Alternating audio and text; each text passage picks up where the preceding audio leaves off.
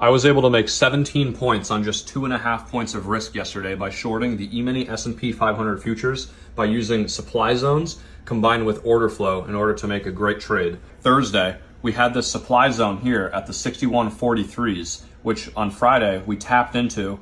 I took a trade south, a short here at the 42s, and I got stopped out for break even, and I looked for another entry at the 43s right here at this wick, and I was able to take price all the way down to the 26s. Now here's what I saw that was able to allow me to make almost 17 points of profit on just 2.5 points of risk.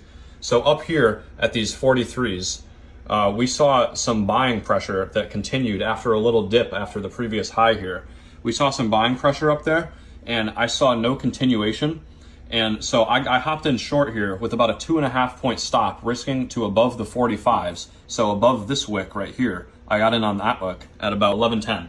So I got short there. I was immediately in the money, about 9 points, 10 points.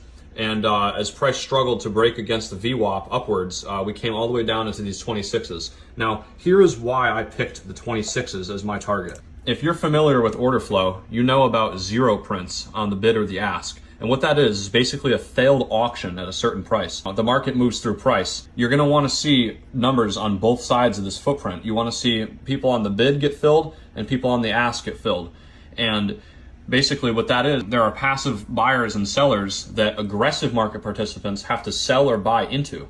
Now, these people down here, this auction was unfilled. So as you can see here, the price came back down and dipped into this level, but this level was still not taken out.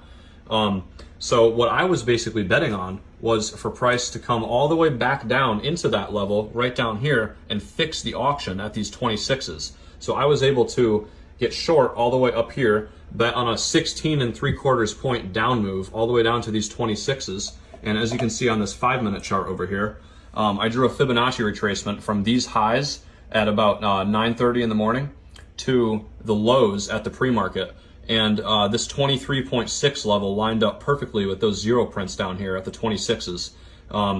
This is where I got short, this red line, and this is where I bought to close out my position right here. So I maximized my reward on the trade, and I made just shy of 17 points on 2.5 points of risk.